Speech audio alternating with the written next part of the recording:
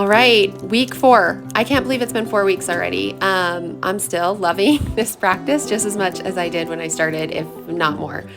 Every week I start with my breakfast because for me personally, a blank page can feel really intimidating when you sit down to start drawing. And I draw my coffee every single week, so I know what I want to draw there. So that is why I typically start in the same spot every week. It makes it just a lot faster to get going.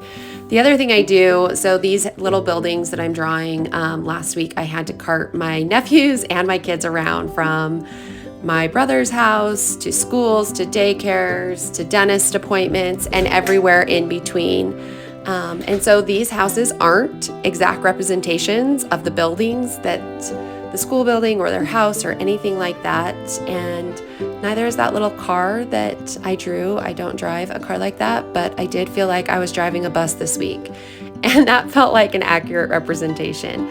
But the point I'm trying to make is I don't really worry about the literalness of my drawing. I'm really trying to just draw representations of how my week went without having to overthink it. I mentioned in my last video, these spreads take me about an hour, and honestly, I think if they took me longer than that, I might have a hard time committing to them and sticking to the practice.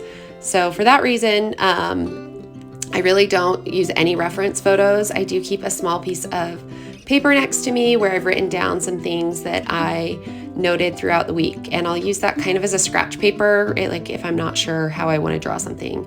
For example, that piano.